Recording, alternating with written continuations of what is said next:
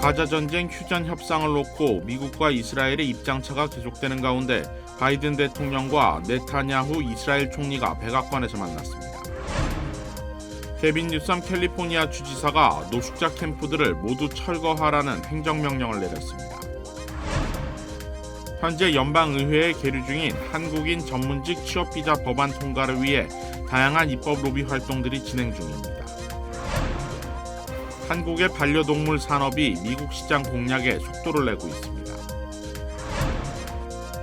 세크라멘토 북쪽 치코 지역에서 산불이 발생해 피해가 빠르게 확산되고 있습니다. 시청자 여러분 안녕하십니까? KBS 아메리카 뉴스입니다. 바이든 대통령이 네타냐후 이스라엘 총리와 만나 휴전을 위한 마지막 촉구를 한 것으로 알려졌습니다. 자세한 소식 김지숙 기자가 보도합니다. 완전한 승리 전 타협은 없다고 밝힌 네타냐후 이스라엘 총리가 이번엔 바이든 대통령을 만났습니다. 미 의회 연설 이후 하루 만입니다. Well, welcome back, Mr. Prime Minister. We got a lot to talk about. I think we should get to it.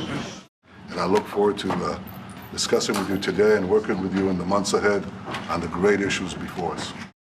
공개적인 자리에선 뚜렷한 입장차가 보이지 않았지만 바이든 대통령은 네타냐후 총리에게 가자 전쟁 휴전을 위해 마지막 양보를 하라고 촉구한 걸로 전해졌습니다. 전날 네타냐후 총리는 가자 전쟁 이후 처음으로 미 의회에서 연설했는데 의회 앞에선 친팔레스타인 시위대 수천 명이 모여 네타냐후의 정책과 가자 지구 전쟁을 비판했습니다.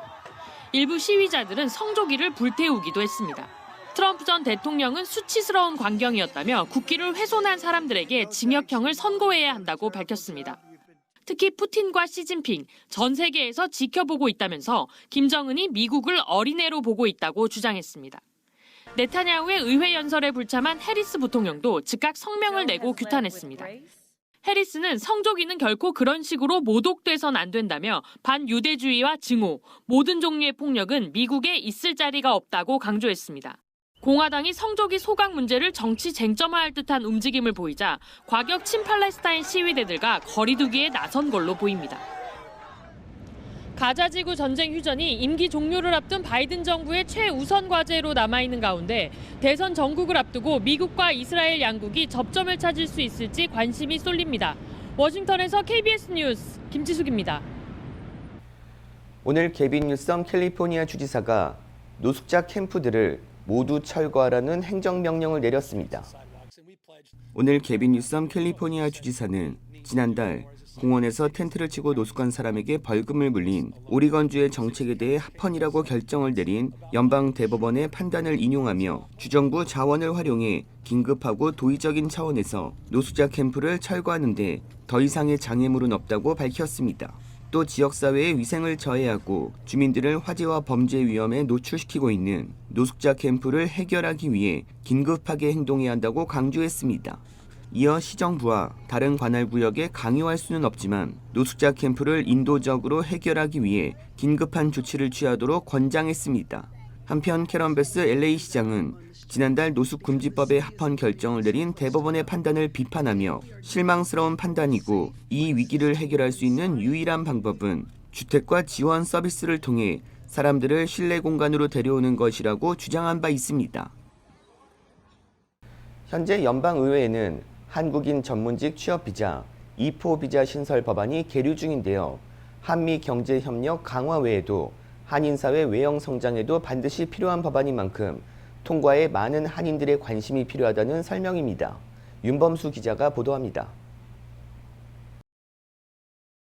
파트너 위드 코리아 액트, 전문 교육을 받고 기술을 보유한 한국 국적자들을 대상으로 연간 15,000개의 전문직 취업 비자를 발급하는 내용입니다. 미국이 FTA를 체결한 국가들에게 H-1B와는 다른 별도의 E-4 비자를 발급해오고 있다는 것을 근거로 한 법안은 10년 넘게 통과되지 못하고 있습니다. 세계 6위 교역 대상국인 한국만 다른 나라들과 달리 비자 쿼터를 할당받지 못하는 것은 불공정하다는 지적입니다. 자유무역 협정이 체결된 나라들은 멕시코나 캐나다나 싱가포르나 칠레나 이런 데 호주나 이런 데는 그걸 보장해 주는데 한국은 보장해 주는 법안을 빼고 법을 통과시켜 가지고 했거든요. 법안이 통과 시행돼 연간 15,000개에 달하는 한국인 전용 취업비자 발급이 이뤄질 경우 파급력은 상당할 것이란 전망입니다. 당장 한국 내 전문 인력과 청년들의 구직 활로가 확대되는 것은 물론 충분한 인력 수급에 따라 한국 기업들의 활발한 현지 진출, 투자 환경이 조성돼 한미 양국 간 상당한 경제적 시너지를 낼 것이란 전망입니다. 전문직 취업비자 법안 통과는 한인 사회의 성장이라는 측면에서도 필수입니다. 재외동포청에 따르면 미국 내 한인 인구는 2023년 기준 261만 5천여 명, 처음으로 2년 전보다 감소했습니다.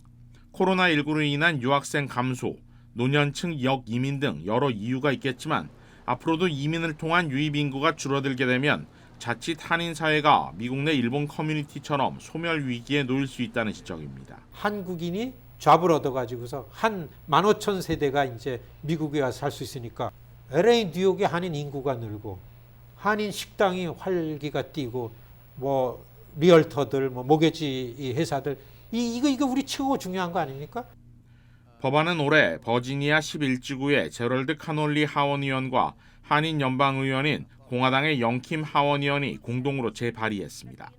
현재 하원 법사위에 계류 중이고 상원에서도 현재 비슷한 법안이 발의됐습니다. 해마다 법안을 지지하는 의원들도 조금씩 늘어 현재 공화당 30명, 민주당 10명 의원들의 지지를 확보했습니다. 그럼에도 법안이 올 회기 안에 의회를 통과할 수 있을지는 확실치 않습니다. 의회가 서둘러 움직이기에는 법안 지지 여론이 아직은 조금 부족한 상황입니다. 다행인 건 한인 영킴 의원이 법안을 이끌고 있고 한국 정부도 지난 3월 하원 의원들로 구성된 코리아 스터디 그룹 내방 당시 관련 법안의 필요성을 설명하며 협조를 요청했습니다. 온라인에서는 change.org의 관련 청원 서명 운동이 진행 중이고 미주 한인사회도 동부 지역을 중심으로 범동포 추진위원회가 결성되는 등 다각도의 입법 로비 활동이 펼쳐지고 있습니다. KBS 뉴스 윤범수입니다. 한국의 반려동물 산업이 미국 시장 공략에 속도를 내고 있습니다. 반려동물 관련 수요가 높은 미국 시장에서 선진화된 한국 제품을 선보이는 것이 목표입니다. 이우수 기자가 취재했습니다. 어제 오전 LA시 유기동물 보호센터에 특별한 손님이 방문했습니다. 주인에게 버림받은 동물들에게 한국산 사료를 기부하기 위한 따뜻한 손길이었습니다. 이번 기부 행사는 LA시 협조로 한국 펫사료협회, KCMC 문화원 등 한국의 동물 관련 기관, 사료 납품업체와 수입업체 관계자들로 구성된 산업시찰단이 주관했습니다. LA시 유기동물 보호센터에서는 주인을 잃어버린 생명들이 새 주인을 기다리고 있었습니다. 센터 측은 새로운 주인을 찾지 못하면 안락사시킬 수밖에 없기 때문에 유기동물들에 대한 시민들의 관심과 보살핌이 필요하다고 강조했습니다. 일주일 일정으로 미국을 방문한 산업시찰단은 미주 지역 바이어들을 대상으로 사업 설명회를 개최했습니다. 한국산 제품의 차별화된 상품성 때문에 미국에서도 시장성이 높을 거라는 기대입니다. 우리나라의 쌀과 그다음에 양, 그다음에 닭 이런 걸로 기초적인 베이스를 만들었기 때문에 기호성이 아주 좋다고 볼 수 있습니다. 8조 정도 반려 시장인데 미국은 200조입니다. 저희 한 20배 넘는 그런 시장에 새로운 핫한 아이템으로 이 제품을 미국 전역에 대대적으로 홍보를 하려고. 산업시찰단은 한국산 사료는 물론 반려동물 케어 제품의 수출을 기대하고 있습니다. 수입 관련 업체들은 한국산 제품의 우수성 때문에 시장성이 높을 것이라고 기대감을 밝혔습니다. 애견 선진국인 미국 시장에도 저희가 공략을 해도 뒤떨어지지 않는다, 이런 제품들을 좀 엄수해서 이렇게 지금 선별해서 지금 갖고 오고 있습니다. 견주들과의 만남 시간을 통해 동물과 교감하는 방법, 올바른 반려동물을 키우는 법에 대한 설명회도 열렸습니다. 설명회에는 KBS 예능 1박 2일의 반려견 상근이의 아빠로 유명한 이웅종 연암대 교수가 참석했습니다. 예민한 행동을 하는 반려견이라 하더라도 교육을 시켜서 함께 다시 생활할 수 있게끔 만들어주는 그런 문화가 굉장히 잘 형성이 돼 있거든요. 그래서 그러한 문화도 반려동물과 함께 같이 교육을 통해서 바꿔줄 수 있는 그런 것들을 더 알려줬으면 좋겠다라는 생각이 들어서. 산업시찰단은 오렌지 카운티 플러튼시와 업무 협약을 맺고 내년 상반기 한국 반려동물 산업과 관련된 박람회를 추진할 것을 협의했습니다. 한국의 그 우수한 제품들이라는 것은 이미 동남아 시장에서는 이미 평가를 받았고 미국 시장으로 진출하기 위한 준비도 다 되어 있습니다. 한국의 문화, 한국의 컬처를 베이스로 해서 미국 시장에 진출하고자 하는 그 모멘텀은 충분히 있다고 생각을 합니다. This MOU that we signed today with Korean Pet Food is very important because it signifies a change in what the dynamic could be. It signifies what the marketplace can offer for these consumer goods that I think are going to be tremendously welcome in this country. 한국 반려동물 관련 기관과 기업들은 앞으로 플러튼시를 교두보로 삼아 한국의 우수한 상품을 수출하고 반려동물과 함께할 수 있는 문화축제를 개최한다는 계획입니다. 플러튼시는 한국 반려동물 산업박람회를 유치해 친반려동물 도시로서 자리매김하는 등 시너지 효과를 기대하고 있다고 전했습니다. KBS 뉴스 이우수입니다. 세크라멘토 북쪽 치코 지역에서 산불이 발생해 피해가 빠르게 확산되고 있습니다. 오늘 캘파이어에 따르면 어젯밤까지 6,465에이커를 태운 파크 산불은 밤사이 빠르게 번져 무려 45,549에이커를 전소시켰습니다. 진화율은 3%에 그치고 있는 가운데 뷰트 카운티와 타하마 카운티 당국은 산불 주변 지역들의 대피령과 대피 경고령을 내렸습니다. 아직까지 재산 피해가 집계되지 않은 가운데 인명 피해는 보고되지 않았습니다. 당국은 산불 원인을 조사 중인 가운데 한 틱톡 이용자가 한 남성이 차량에 불을 붙여 언덕으로 내려보낸 것을 봤고 그 후 불길이 번졌다고 전했습니다. 하지만 치코 경찰과 캘파이어는 방화 관련 소문에 대해 인지하고는 있지만 아직 공식적으로 확인된 바는 없다고 밝혔습니다. 지구촌 곳곳이 산불과 폭염으로 사투를 벌이고 있습니다. 안다영 기자가 보도합니다. 캐나다 로키 산맥의 제스퍼 국립공원에서 거대한 연기가 피어오릅니다. 현재 시각 22일 서부 지역에서 시작된 산불이 강풍을 타고 확산하고 있습니다. 지금까지 600건 넘는 산불이나 주민 2만 5천여 명에게 긴급 대피령이 내려졌습니다. It's the most active fires that we've had on the landscape so far this year, so obviously that number is continuing to grow. 북아프리카 지역은 최근 나흘간 기온이 급격히 오르며 일부 지역은 48도까지 올랐습니다.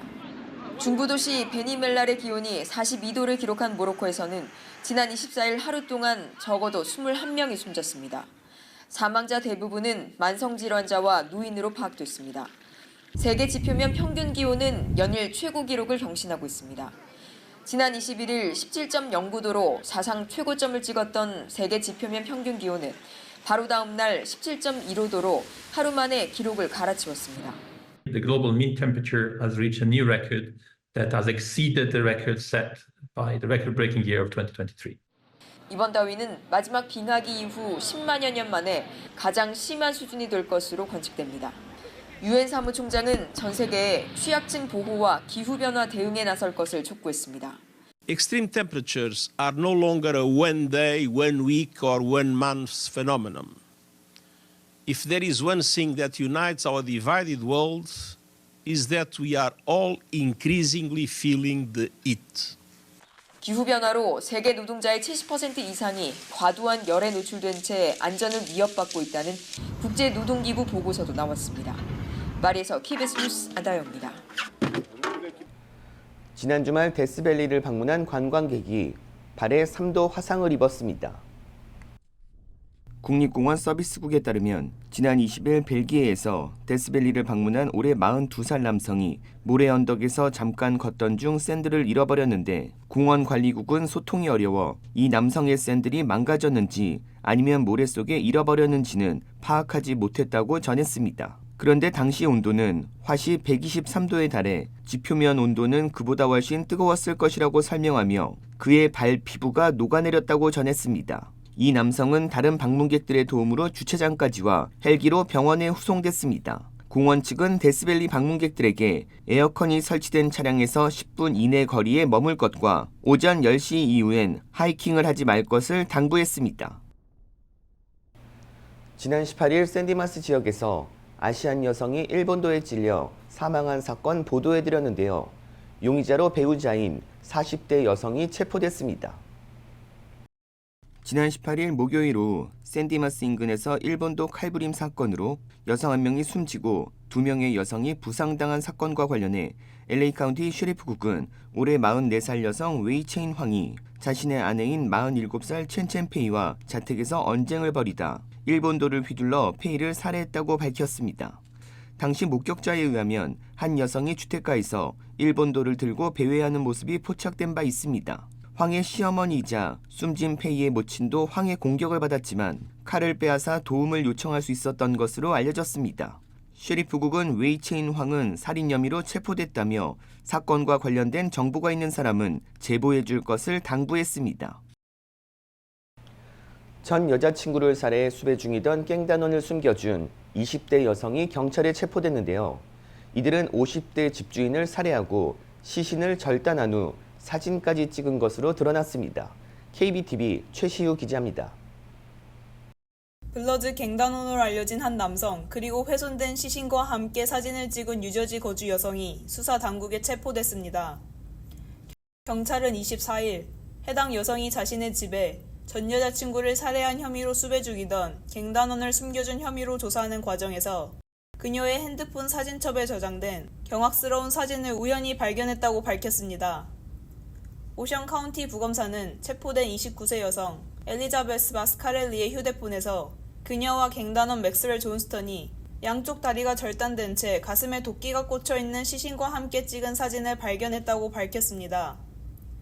현재 마스카렐리는 존스턴을 숨겨준 혐의로 구금된 상태이며 또 다른 사진 속에는 그녀가 시신에 꽂힌 도끼를 쥐고 있는 모습도 담겨 있습니다. 마스카렐리가 수배 중인 존스턴을 숨겨준 혐의로 조사를 진행하기 전까지 경찰은 56세 집주인 캐리 롤라슨이 살해된 사실을 알지 못했습니다. 수사 과정에서 마스카렐리 휴대폰에 담겨있던 사진들로 인해 이들의 잔혹한 살해와 시신 훼손 사건이 수면 위로 드러났습니다. 마스카렐리와 크리시아크는 존스턴이 집주인의 시신을 절단하는 것을 도운 혐의를 받고 있으며 이 과정에서 훼손된 시신을 옆에 두고 사진을 찍었던 것으로 확인됐습니다. 마스카렐리의 거주지를 둘러싸고 용의자들이 항복하고 나올 것을 명령했지만 볼스타드, 크리시아크, 팔럼보는 경찰과 7시간을 대치한 끝에 걸어 나왔으며 마스카렐리는 존스턴이 스스로 목숨을 끊은 뒤에야 자택에서 나왔습니다. 이들이 집주인을 왜 살해했는지에 대한 수사가 진행 중입니다. KBTV 뉴스 최시우입니다. LA 대중교통시설에서 또 흉기 피습 사건이 발생했습니다. LA 경찰국에 따르면 어제 오후 1시 50분쯤 랭커신과 챈들러 블루버드에 위치한 메트로 B 레드라인 노스 헐리우드 지하철역 밖에서 흉기 피습 사건이 발생했습니다. 피해 남성은 역을 빠져나가고 있었는데 갑자기 괴한이 다가와 흉기로 찔렀습니다. 괴한이 왜 흉기로 찔렀는지는 파악되지 않은 가운데 피해 남성은 갈비뼈 부위를 찔려 병원으로 후송됐습니다. 용의자는 범행 후 자전거를 타고 도주했습니다. LA 메트로 측은 즉시 현장에 출동해 피해자를 도운 LA 경찰관들에게 감사를 표하며 피해자의 빠른 회복을 빈다고 밝혔습니다. 미국이 북한의 해커 조직과 관련된 해커에 대한 현상 수배에 나섰습니다. 조혜진 기자입니다. 미국 당국이 북한 국적 해커 림종혁의 사진을 공개하고 현상 수배한다고 밝혔습니다. 미국 국무부는 림종혁을 북한 해커 조직 안다리엘 소속으로 보고 관련 정보를 제공하면 최대 $1,000만, 우리 돈 약 138억 원을 보상하겠다고 밝혔습니다. 안다리엘은 북한 정찰총국 통제를 받는 해커 조직입니다. 이 조직은 2022년 11월 시작된 악의적 사이버 작전을 통해 미국 정부기관과 방위업체 등을 공격했고 30GB 이상의 정보를 빼간 것으로 확인됐습니다. 주로 2010년 이전에 작성된 군용 항공기와 인공위성에 사용되는 기술, 재료 등과 관련된 정보라고 미 국무부는 설명했습니다. 이외에도 미 항공우주국 나사를 공격해 석 달 동안 17GB가 넘는 정보를 빼돌리기도 했습니다. 이들은 병원 등에 컴퓨터를 쓸 수 없게 잠궈버리고 돈을 요구하는 일명 랜섬웨어를 설치해 작전 자금을 확보한 것으로 조사됐습니다. 이러한 공격으로 미국 의료 서비스 업체 5곳과 방위계약 업체 4곳, 공군기지 2곳, 미국 항공우주국 감찰관실 등이 피해를 입었습니다. 미 정보당국은 북한의 사이버 위협이 고도화하고 있다며 이들이 사용하는 기술을 지속적으로 공개하겠다고 강조했습니다. 워싱턴에서 KBS 뉴스 조혜진입니다. 설치류를 숙주로 삼는 바이러스가 확산되면서 4명이 사망했습니다. 주로 설치류에 의해 전파되는 한타 바이러스로 미국에서 올해 1월부터 7월까지 애리조나주에서 7건, 캘리포니아주에서 2건의 환자가 발생해 4명이 사망했습니다. 애리조나주는 한타 바이러스 경보를 발령했습니다. 한타 바이러스는 사람에서 사람으로 전파되지는 않지만 다양한 지역에서 발생할 수 있습니다. 질병통제예방센터 CDC에 따르면 한타 바이러스는 설치류에 의해 전파되는데 폐 증후군과 신증후군 출혈열을 일으킬 수 있다고 설명했습니다. 현재까지 치료법이나 백신은 없는 가운데 조기에 감염을 인지한다면 중환자실에서 산소 치료를 받을 수 있다고 CDC는 설명했습니다. 또한 CDC는 예방이 가장 중요하다며 설치류의 소변, 배설물, 침, 둥지 등을 피해야 한다고 강조했습니다. 한타 바이러스는 피로, 발열, 근육통, 두통 등의 증상을 시작으로 기침과 호흡곤란이 발생하고 폐 증후군 사망률은 38%입니다.